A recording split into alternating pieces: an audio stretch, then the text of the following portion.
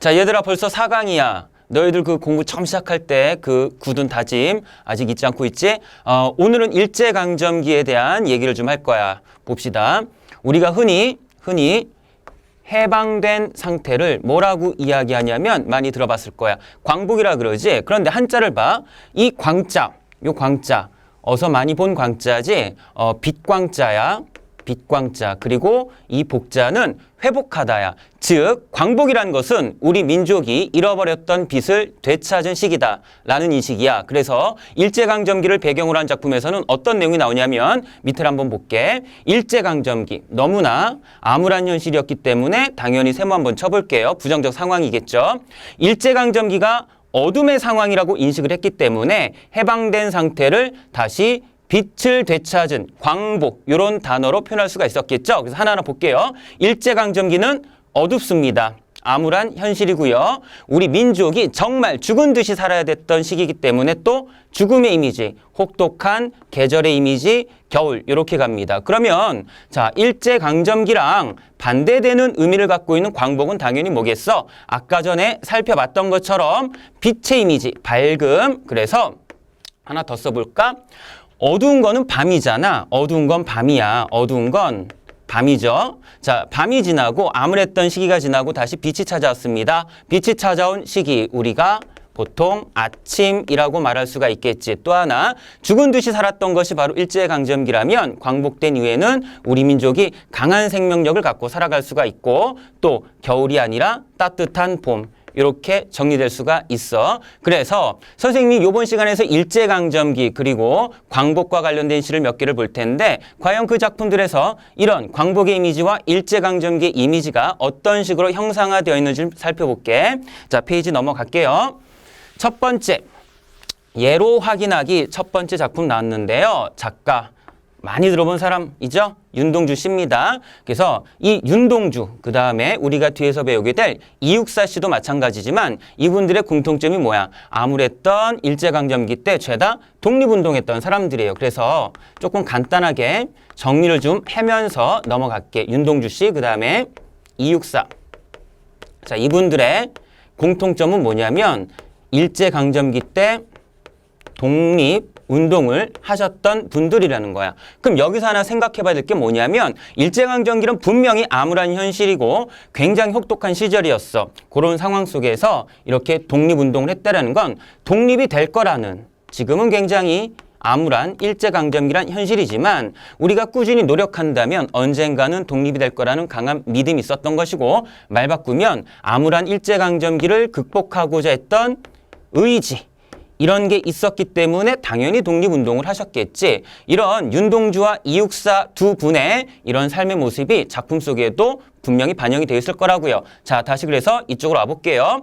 질문을 보면요. 이 시에서 일제강점기를 의미하는 시어 찾아보라 이렇게 나왔고 또 광복을 의미하는 시어가 뭐냐라고 물어보고 있습니다. 일제강점기는 아까 앞에서 했었죠. 대표적인 이미지가 뭐가 있었어? 밝음이 아니라 어둠이고 그 다음 생명력이 아니라 죽음 또 계절로 치면 뭐가 될까요? 혹독한 아주 혹독한 계절 겨울이 되겠죠. 반면에 광복은요. 빛의 이미지 아침의 이미지 강인한 생명력 이렇게 될 거야. 자 그럼 볼게. 제목은 별 해는 밤이야. 우리가 앞에서 했다시피 일단 제목부터 보면 별이라는 시어가 눈에 띄고요. 또 밤이라는 시어가 눈에 띄는데 여기서 밤은 상황일 것 같아. 왜 상황이죠? 시간적인 배경이고 시간적인 배경은 곧 상황이랑 관련된다 그랬잖아요. 그래서 이 밤이라는 상황이 과연 어떤 의미가 있고 또 이 별이라는 시어는 어떤 의미가 있는지 봐야 될 것 같아요. 자, 중략시켜놨고요. 선생님이 한번 볼게요. 그러나 겨울이 지나고 나의 별에도 봄이 오면 무덤 위에 파란 잔디가 피어나듯이 내 이름자 묻힌 언덕 위에도 자랑처럼 풀이 무성할 거에다. 자, 그럼 볼까? 이 시에서 일제강점기를 의미하는 시어는 뭐가 될까? 자, 첫 번째 줄에서 골라보면 뭐가 되겠어? 그렇죠. 겨울이죠. 겨울이죠. 겨울. 자, 그 다음 광복을 의미하는 시어는 뭐가 될까요? 봄이 될 거예요. 자, 그럼 하나하나 좀 살펴볼게요. 1번에서 일단 일제강점기를 의미하는 시어는 우리가 배운 거 그대로 나오네. 겨울. 됐죠? 자, 그 다음에 광복을 의미하는 시어. 뭔가 밝음의 이미지는 잘 모르겠는데 요 봄. 계절로 치자면 만물이 소생하는 요 봄이 좀 나온 것 같아. 자, 그리고 내용을 좀 볼게. 겨울이 지나고 나의 별에도 봄이 오면이라고 얘기했습니다. 그럼 무슨 얘기냐? 겨울 의미가 뭐라고? 일제강점기라고. 일제강점기가 영원히 지속된대 아니면 언젠가 지나간대. 지나간대. 언젠가 지나갈 거야. 그리고 나의 별에 뭐가 올 거야? 봄이 올 거야. 말 바꾸면 자, 일제강점기가 지나가고 뭐가 올 거다? 광복이 올 거다. 체크 한번 해볼게요. 일제강점기가 지나가고 뭐가 올 거다? 봄이 올 거다. 자, 그러면 무덤 위에 파란 잔디가 피어나듯이 여기 한번 밑줄 쳐볼까? 피어나듯이, 뭐뭐 하듯이. 요것도 앞에서 배웠죠? 비유법 중에 지급법 들어간 거예요. 내 이름자 묻힌 언덕 위에도 자랑처럼, 야, 또 지급법 들어갔어. 자랑처럼 풀이 무성할 계획이다. 자, 그러면 선생님이 방금 체크한 요 세 줄 정도를 다시 한번 해석을 해볼게요.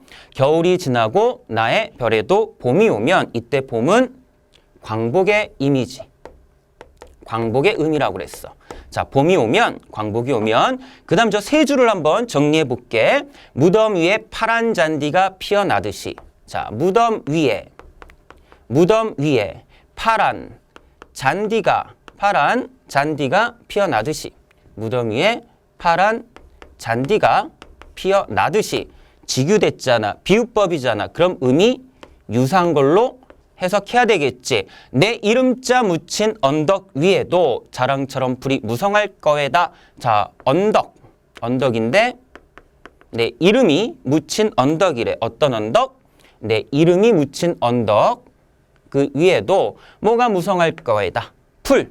자, 풀이 무성할 거다. 풀이 무성할 거다. 야, 여기 구조 이해 가니? 여기 구조 이해 가? 여기 정리할 수 있겠어? 다시 한번. 무덤 위에 파란 잔디가 피어나듯이 비유됐지. 비유되면 의미 유사하다라고 그랬어. 내 이름자 묻힌 언덕 위에도 풀이 무성할 거다. 그런데 이 풀은 또 뭐라고 비유됐냐면 자랑이라고 이렇게 연결돼 있어요. 자랑이라고. 그럼 연결해 볼게. 아, 이 언덕의 의미는 뭐구나? 무덤이구나. 그렇죠. 내 이름자 묻힌 언덕. 아, 정리해 볼까요? 무덤 위에 잔디가 피어나듯이 내 이름자 묻힌 언덕. 이 언덕이 뭔데? 무덤이잖아. 그러니까 자기 무덤이다 라는 얘기죠. 이 얘기는 무슨 얘기냐면 광복이 왔을 때쯤 나의 별에 봄이 왔을 때 나는 살아있을 것 같다 아니면 죽어서 묻혀있을 것 같다. 그렇지. 죽어서 묻혀있을 것 같다. 그런데 내 이름자 묻힌 언덕에도 풀이 이렇게 무성하게 잔디처럼 날 건데 이 풀의 의미는 뭐야? 자랑이야 자랑. 자랑이야 자랑. 자랑. 자, 그럼 볼게. 무덤은 죽음의 이미지야. 나 죽어있을 거래. 언제? 광복이 오는 그 시점에 난 아마 죽어있을 거다. 그런데 그 죽음이 치욕스러운 죽음이라는 거야? 아니면 굉장히 자랑스러운 죽음이라는 거야? 그렇지. 자랑스러운 죽음이라는 거야. 이건 무슨 얘기냐?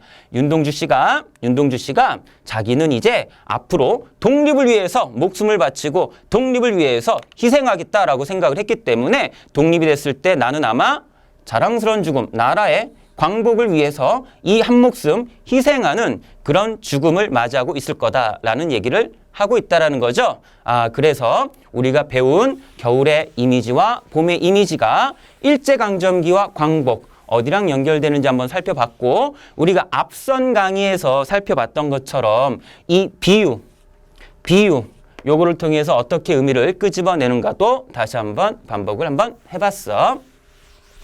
그 다음 예로 넘어가 볼게. 자, 그 다음 밑에 보면은 또 다른 작품, 이제 또 윤동주 씨의 작품이 나오는데 제목은 쉽게 쓰여진 시야.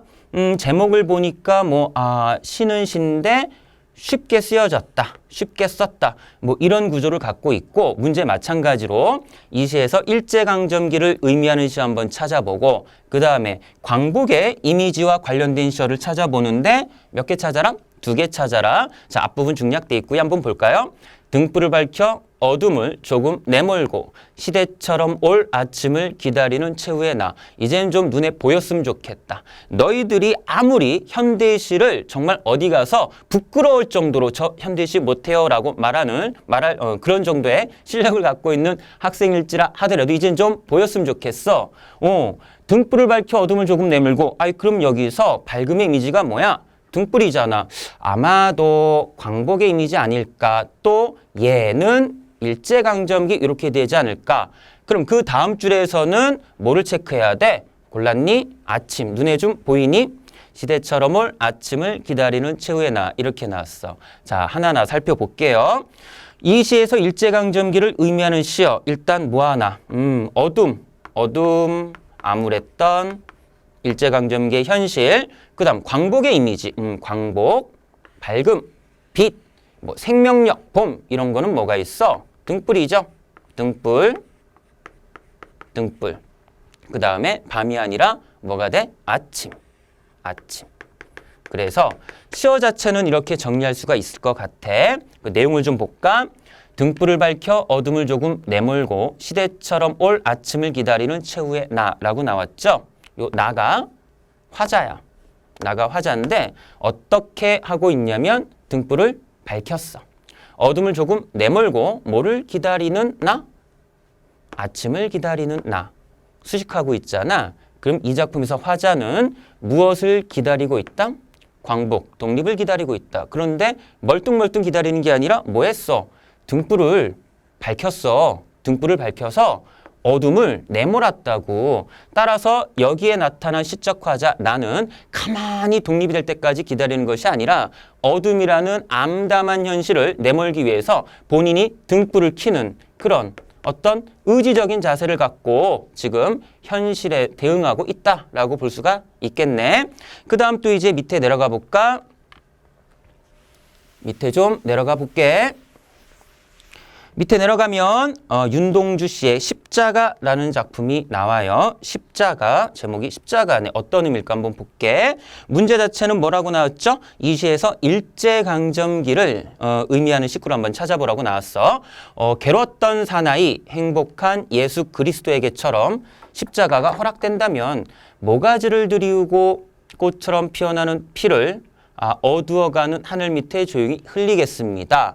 일단 일제강점기 관련된 거 뭐 있을까? 겨울의 이미지, 어둠의 이미지, 죽음의 이미지 이렇게 있을 때 일단 요거 하나 보인다. 어두워가는 하늘 밑.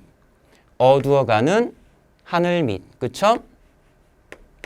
그래서 요게 아마 일제강점기라는 그런 현실 자체를 의미할 것 같아. 또 하나 어두워간다라는 것은 어떤 시간적 배경 될 수 있고 배경은 그대로 상황이랑 연결되는 것인데 윤동주 씨가 창작했던 시기가 일제강점기이기 때문에 아마도 이 상황은 암담한 일제강점기 이렇게 되겠죠. 그래서 어찌됐든 이 시에서 일제강점기를 의미하는 식구는 어두워가는 하늘 밑이 될 텐데 아마 요 피 갖고 조금 헷갈려하는 사람들도 있을 것 같아. 자, 선생님 어두워가는 하늘 밑, 어두워간다, 어둠이니까 일제강점기 알겠습니다. 그런데 이 피도 죽음 아닌가요? 그 죽음임이니까 아까 전에 죽음하면 일제강점기였는데 할 수도 있는데 자 문제는 여기다 한번 밑줄 쳐봐. 이거 또 나왔어. 비유된 거야 비유. 그럼 봐봐. 꽃처럼 피어나는 피야. 연결해볼까? 피는 죽음이 맞아요. 죽음의 이미지인데 어떤 죽음이야? 꽃다운 죽음이야. 꽃다운 죽음. 그러니까 자 지금 화자는 뭐라고 이야기하냐면 암담한 일제강점기 현실 속에서 나는 나라의 독립을 위해 꽃다운 죽음, 독립을 위한 희생 그걸 하겠다라고 이야기를 하는 거죠. 따라서 여기서 나오는 피는 어떤 부정적 의미보다는 나라의 독립을 위한 희생 뭐 그런 이미지로 가야 되겠죠. 그 다음에 요거 하나 밑줄 치고 별표 할까? 흘리겠습니다. 밑줄 치고 별표 좀 해볼게요. 자, 옆에다가 하나 정리해 볼게요. 뭐뭐 하겠다. 물론 이제 이 작품에서는 뭐뭐 하겠습니다. 이렇게 나왔지만 선생님은 일단 기본적으로 요 하겠다.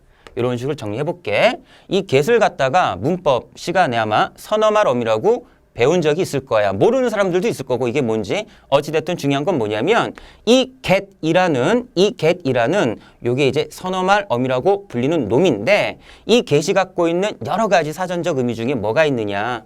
의지. 의지를 나타낸다. 이게 있어. 따라서 시험에서 요 get을 갖다가 출제자들은 어떤 용어로 바꿔서 문제완답 의지라는 용어로 바꿔서 문제를 낸다라는 거야. 그럼 또 비슷한 건 뭐가 있을까? 예를 들면 뭐 이런 거. 나는 무엇을 하리라. 이런 것도 여기서 화자에 뭐가 드러난다? 의지가 드러난다.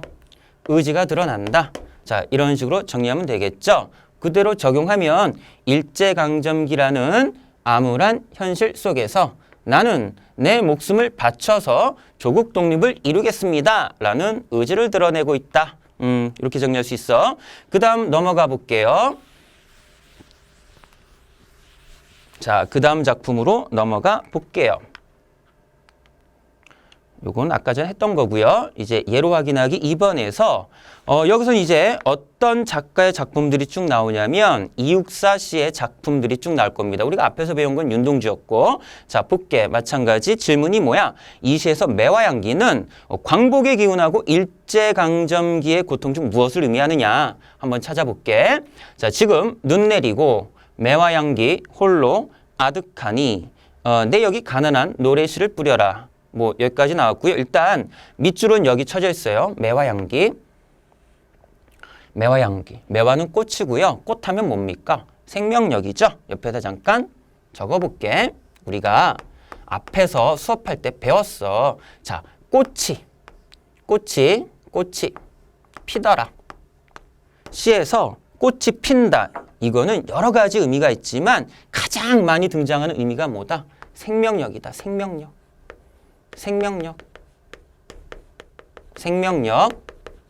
꽃이 핀다. 생명력. 이거 의미하는 경우가 제일 많다고 그랬어. 그러니까 보세요. 매화하면 꽃이야. 근데 아직 꽃이 핀 것 같진 않아. 왜냐하면 지금 뭐가 내리고 있거든? 눈이 내리고 있거든. 눈 내리면 겨울. 겨울이면 무슨 강점기? 제가 일제강점기다. 일제강점기야. 자, 그러면 연결해서 한번 볼게. 지금 겨울이야. 일제강점기야. 그런데 무슨 향기가? 매화의 향기가 홀로 아득하다라고 나오죠. 매화가 꽃이고요. 이 매화가 아직 피진 않았지만 향기가 난다라는 것은 저 매화가 꽃을 필 기미가 보인다. 또 매화는 보통 이제 초봄에 피거든요. 뭔가 생명력의 이미지, 봄의 이미지. 그럼 바로 이게 바로 독립의 기운을 의미하는 시어구나라고 볼 수가 있을 것 같아. 그래서 밑에 우리 문제를 보면 이 시에서 매화향기는 광복의 기운하고 일제강점기의 고통 중에 뭐가 되겠냐? 이거죠, 이거. 요거 광복의 기운. 됐죠? 어렵지 않아요. 자, 계속 또 가보겠습니다. 여기 더 쉬워지지, 이제. 이육사의 꽃이야. 제목이 꽃이야. 자, 북쪽 툰드라에도 찬 새벽은 눈 속 깊이 꽃 맹아리가 옴짝거려 하고 이제 꽃 맹아리에다가 선생님이 밑줄을 쳐놨고 그 문제는 뭐라고 나와? 이게 똑같아. 광복의 기운이냐 아니면 일제강점기냐? 과연 어떤 이미지랑 연결되느냐? 둘 중에 하나 골라봐라 이거야. 둘 중에 하나. 어렵잖아. 둘 중에 하나. 자, 북쪽 툰드라. 추운 지방이야. 새벽이 차가워. 눈이야. 근데 눈 속에 뭐가 옴지락옴지락거리고 있어. 꽃맹아리. 그럼 일단 아까 전에 매화향기처럼 이 꽃맹아리도 뭐가 돼? 그 밑에서 체크해보면 광복의 기운이 되겠죠? 요 상황 좀 잠깐 볼게요. 북쪽 툰드라입니다. 뭔가 추운 지방 같아. 근데 사실 북쪽 툰드라가 뭔지 몰라도 돼. 그 두 번째 줄 눈하고 꽃맹아리만 보면 되는 거죠. 눈이 있어요. 눈이 이렇게 있는데 눈 속 깊이 뭐가? 꽃맹아리가 옴지락옴지락거려. 이 꽃맹아리가 조국 독립의 기운일 거야. 무슨 얘기야? 아직 꽃이 피진 않았어.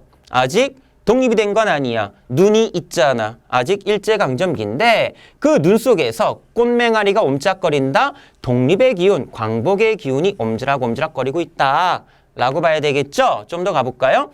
제비때 까맣게 날아오길 기다리나니 밑줄 쳐볼까? 기다려. 뭘? 이거를. 그래서 아까 전이란다. 우리 그 앞 시간에 했었잖아. 그쵸? 스스로가 기다리는 거야. 그럼 제비는 화자가 기다리는 애니까 긍정적이고 보통 제비하면 어느 계절을 의미해? 봄을 의미하지. 그래서 이 작품에서 제비도 결국은 봄의 이미지, 조국, 독립광복 이렇게 됩니다. 뭐 기다리고 있네? 독립 기다리고 있다? 이렇게 볼 수가 있겠죠. 뭐 꽃성, 아이고 꽃이 어찌나 많이 폈는지 성을 이루었네. 이런 것들 죄다 독립의 이미지, 광복의 이미지다 라는 것이야.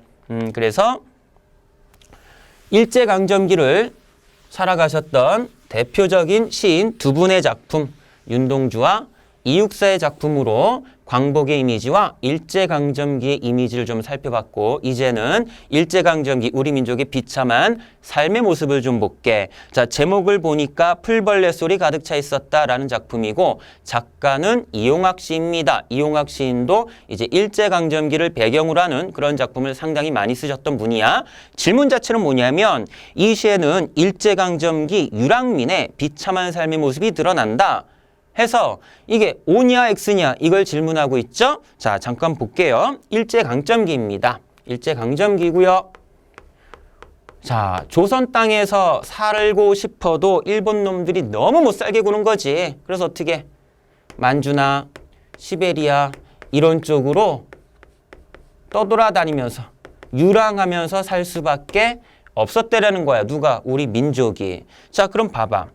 조선에서 살 수가 없으니까 울며 겨자 먹기식으로 어쩔 수 없이 타지에 그리고 타국에 나가서 유랑 생활을 하는데, 유랑 생활한다고 러시아 가서 산다고 뭐 중국 가서 산다고 만주 가서 산다고 삶이 행복하겠어? 그렇진 않겠지. 남의 나라인데 여기 유랑하는 삶 자체도 굉장히 고달펐을 거라고, 굉장히 고달펐을 거라고요. 자, 요 상황 한번 볼게요. 우리 집 아니야. 일갓집, 친척집도 아닌 집이야. 고향은 더욱 아닌 곳이래. 그럼 묶어볼까? 어디에 있다는 거야? 다른 곳, 고향이 아닌 다른 곳. 타지. 여기 있다는 거야.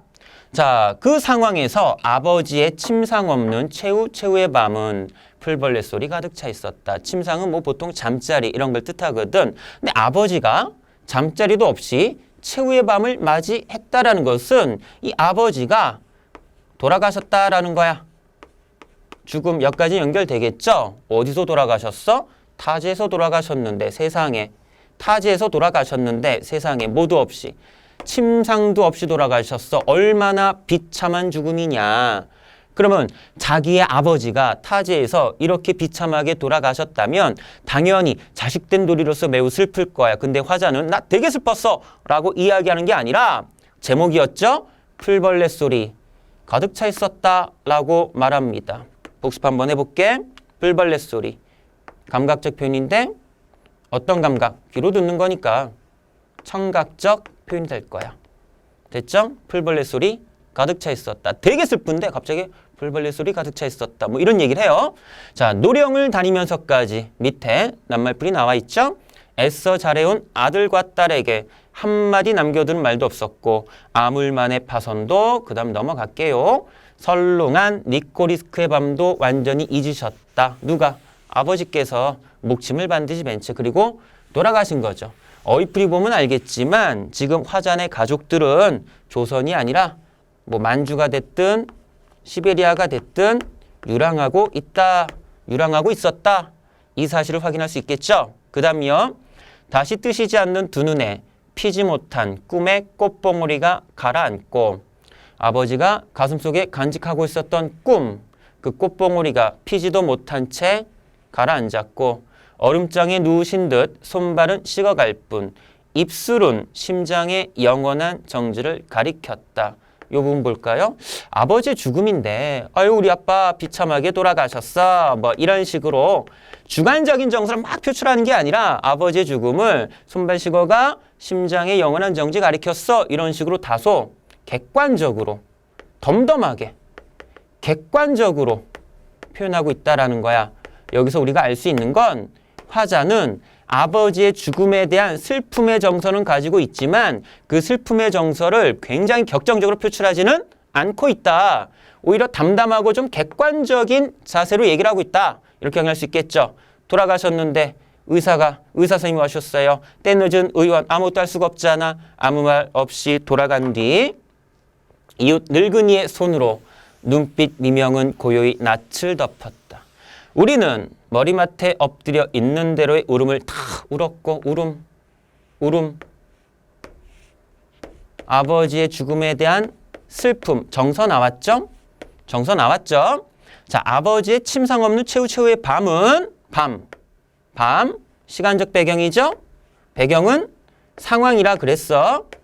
그리고 이 상황의 의미와 성격은 정서가 결정한다 그랬어. 굉장히 슬픈 밤일 거야. 아버지가 돌아가셨는데, 그치? 그런데 마지막 슬프다. 아버지 불쌍해. 이렇게 끝나는 게 아니라 풀벌레 소리 가득 차 있었다라는 청각적 심상을 통해 일단 시를 마무리하고 있습니다. 어찌됐든요. 이 질문에 한번 답을 해볼게요. 이 시에서는 일제강점기 유랑민의 삶의 모습이 드러난다. 맞죠? 행복해요? 비참해요? 비참하죠. 그쵸? 넘어갈게요. 자, 백석 시인의 제목이 뭐죠? 수라라고 나왔습니다. 요거는 잠깐 여기부터 볼게. 일제강점기 때 작품 활동 많이 하셨던 분이고요. 이 수라가요. 불교에서 말하는 아주 쉬운 말로 지옥 같은 그런 공간을 우리가 수라 혹은 뭐 아수라 이렇게 말합니다.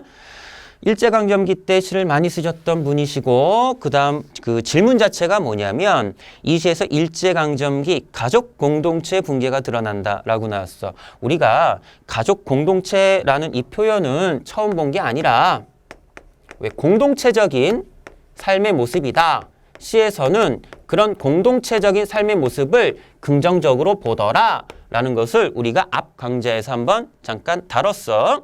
자, 가족 공동체는 뭐야? 아빠도 있고 엄마도 있고 누나도 있고 형도 있고 다 같이 행복하게 사는 게 가족 공동체인데 이게 일제강점기단 말이야. 아버지는 뭐 돈 벌러 나가시고 엄마 뭐 어디 나가 뭐 형 누나 뭐 다 뿔뿔이 흩어져서 가족 공동체가 해체되는 그런 상황이 이 작품에 있냐 없냐를 지금 나타내고 있는 거죠. 자, 그럼 한번 볼게요.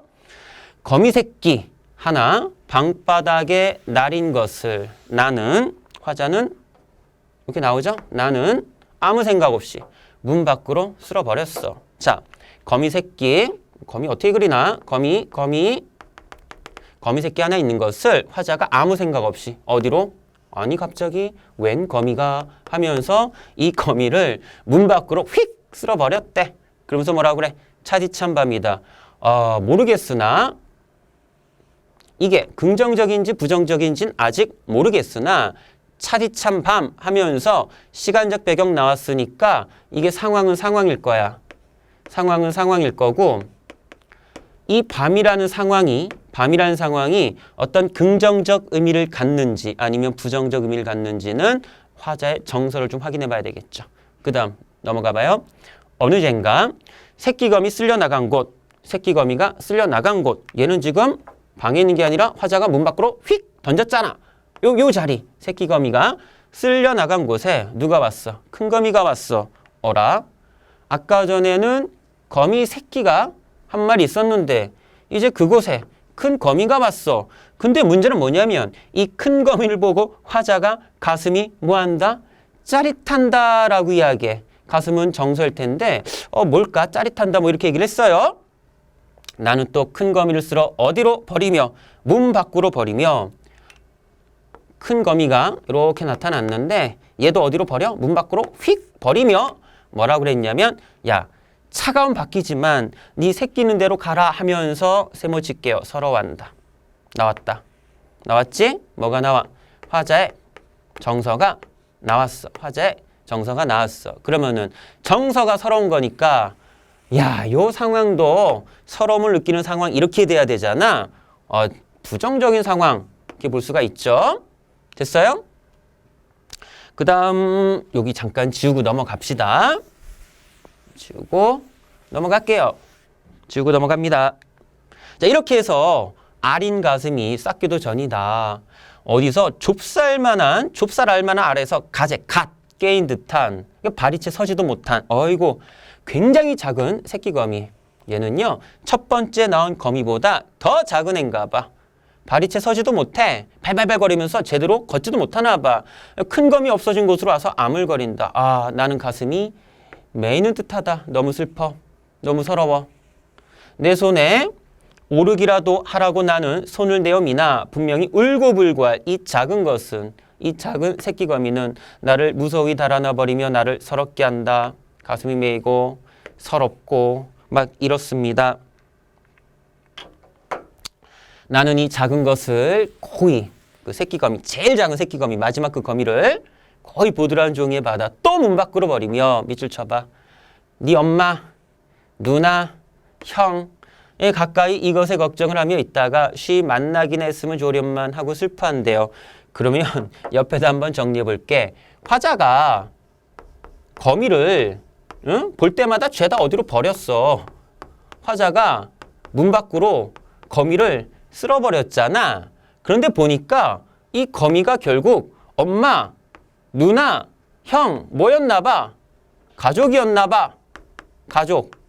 됐죠? 거미 가족이었는데 이 거미 가족이 지금 함께 살고 있는 거야. 뿔뿔이 흩어져 있는 거야. 뿔뿔이 흩어져 있어. 그러니까 마지막에 가장 작은 그 막내겠죠. 새끼 거미를 문 밖으로 버리면서 야, 니네 가족 있는 데로 가.